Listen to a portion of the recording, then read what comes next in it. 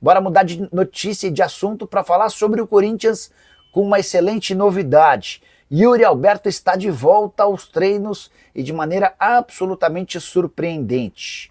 O Yuri passou por uma cirurgia de hérnia inguinal no dia 13 de agosto. E o período de recuperação programado pro Yuri era de mais ou menos 1 mês e meio, como aconteceu com o Gustavo Henrique e está acontecendo com o Hugo. Então a tendência é que, no melhor dos cenários, o Yuri Alberto voltasse no finalzinho do mês de setembro, início do mês de outubro.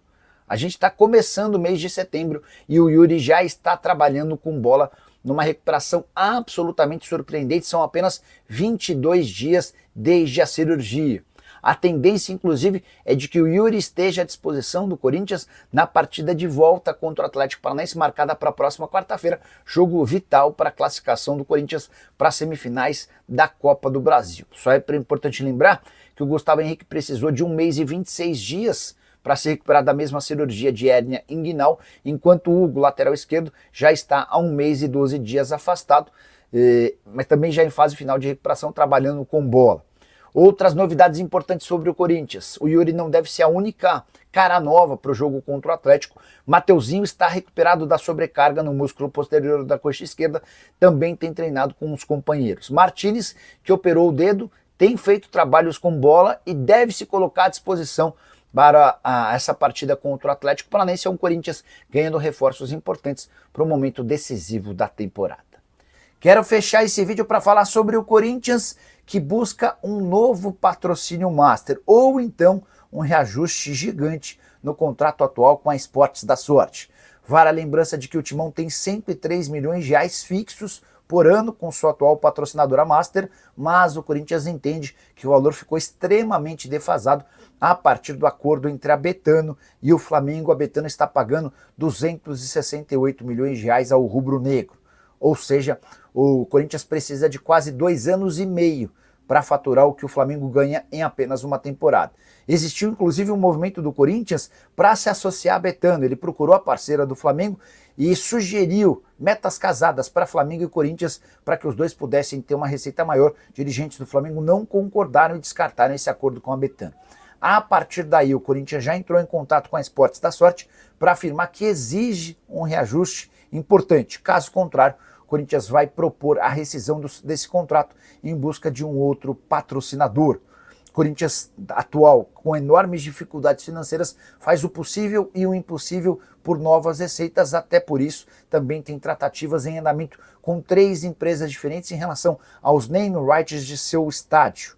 A Hypera Pharma, responsável pela compra dos name rights do Timão, desembolsaria 300 milhões de reais num contrato de 20 anos, o que equivale a 15 milhões de reais por ano. A busca do Corinthians é por um contrato de pelo menos 50 milhões de reais por temporada, e a tendência é que agora, no mês de setembro, essa conversa seja avançada, até porque houve uma queda gigante na multa rescisória. A multa, que era de 180 milhões de reais, com todos os impostos, caiu para algo na casa dos 70 milhões de reais a partir de setembro.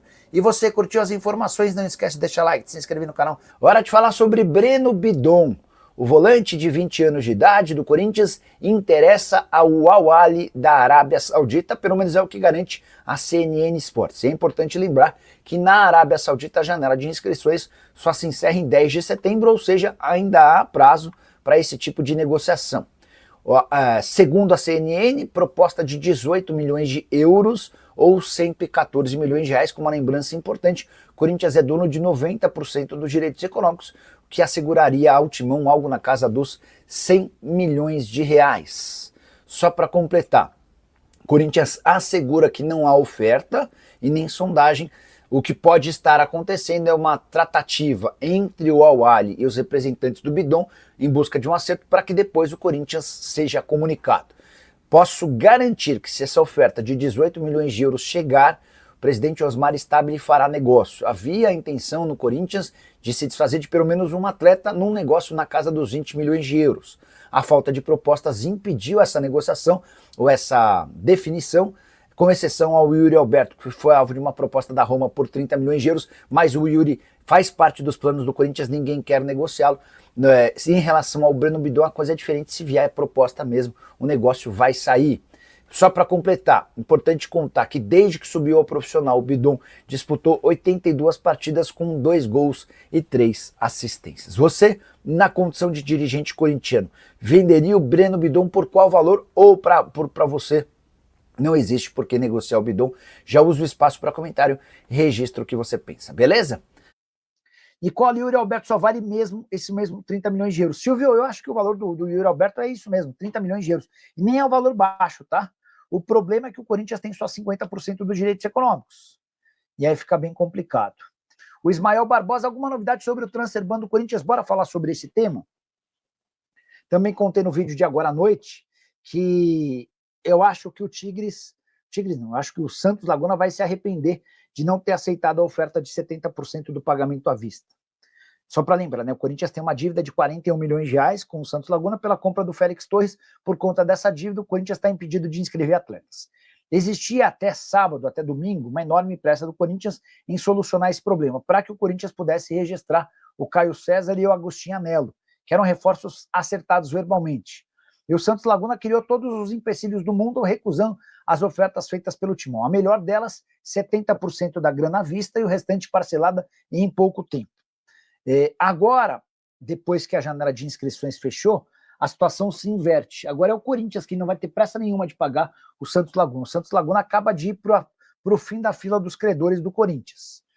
Como o Timão só pode voltar a registrar atletas em janeiro do ano que vem, não vai haver essa preocupação. Quiser receber, vai aguardar, vai esperar.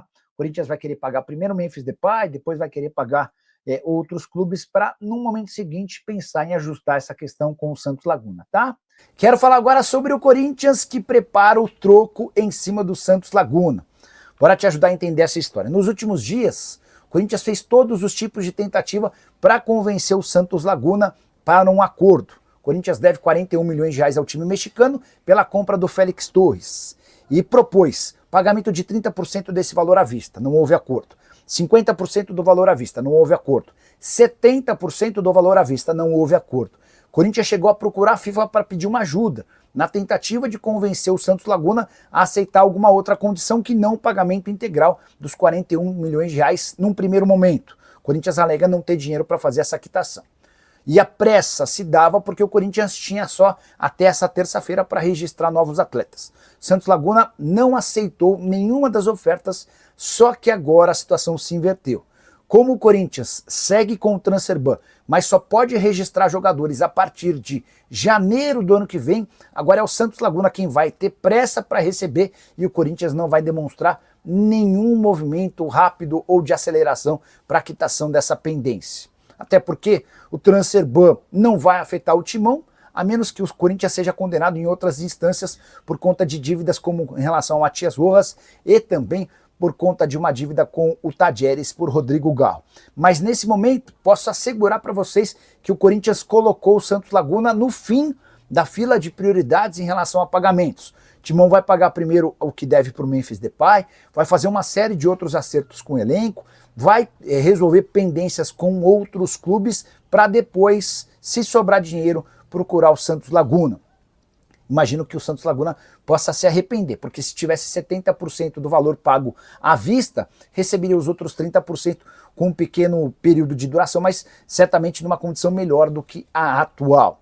Só para completar em relação ao Timão, elenco volta do período de folga nessa quarta-feira e inicia a preparação para o jogo de Copa do Brasil contra o Atlético Paranaense. A tendência é que Dorival Júnior ganhe importantes reforços por conta de recuperações de lesões físicas e musculares.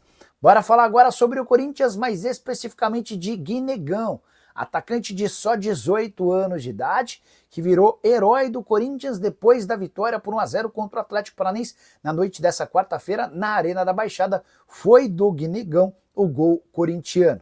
Atleta que inclusive fez 3 gols nos últimos 3 jogos, já havia balançado as redes do Juventude e também do Vasco da Gama. Importante, o Guinegão ganha apenas 20 mil reais por mês. Aí você deve estar pensando, mas não é um salário ruim.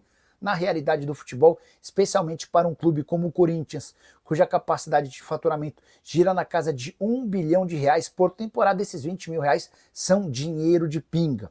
O grande problema é que quando você tem um salário baixo de um atleta, a multa rescisória no Brasil é baixa. Hoje, para tirar o Guinegão, bastam 40 milhões de reais. O torcedor do Corinthians não precisa se preocupar, até porque o Guinegão, que está desde os 9 anos de idade no Corinthians, não tem nenhuma intenção de trocar o Corinthians por um rival. Diretoria alvinegra, inclusive na última terça-feira, antes da viagem para Curitiba, já havia alinhado uma renovação de contrato com o Gui. O vínculo atual, que se encerra em dezembro de 27, vai passar a ter 5 anos de duração e vai permitir ao Guinegão um belo reajuste salarial que vai aumentar consideravelmente sua multa rescisória. E a preocupação em relação a esse novo contrato se justifica, até porque 2 times da Inglaterra já haviam sondado a situação do atleta de enorme potencial e que tem se mostrado alguém com personalidade. Uma das grandes dúvidas em relação a atletas formados na base é se caras que se destacam nas fileiras inferiores vão ter coragem e personalidade para jogar no time de cima, e o Guinegão tem deixado isso bem claro. Fala pessoal, estamos aí com atualizações importantes do Corinthians. Se inscreva e ative o sininho para receber mais atualizações do Timão. Deixe seu like, que é muito importante para o crescimento do canal. Utilize o espaço aqui embaixo para registrar sua opinião. Ficamos por aqui com mais esse giro de notícias. Um abraço e até o próximo vídeo.